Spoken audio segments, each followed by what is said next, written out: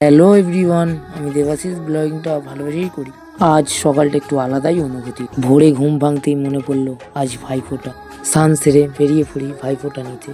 তারপর দেখি থালায় চন্দন, ধান, ধূপ সব সুন্দরভাবে সাজিয়েছে, আর নানান পদের মিষ্টি সাজিয়ে দিয়েছে সামনে।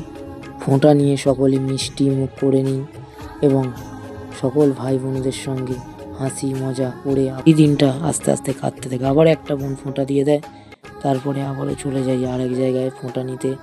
সেখানে দুই বোন মিলে ফোঁটা দিয়ে দেয়। ফোঁটা নিয়ে চলে যাই পিসির বাড়ি, দেখি বাবা, কাকা, জেঠু সবাই পিসির হাতে ফোঁটা নিচ্ছে।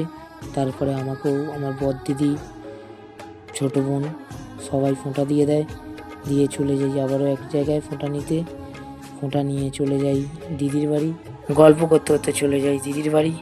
গিয়ে ফোঁটা নিয়ে একটু ছবি তুলে খাওয়া দাওয়া করে বেরিয়ে পড়ি বাড়ির দিকে। Please like, subscribe. আজকের দিনটাতে আবারও কাল দেবো।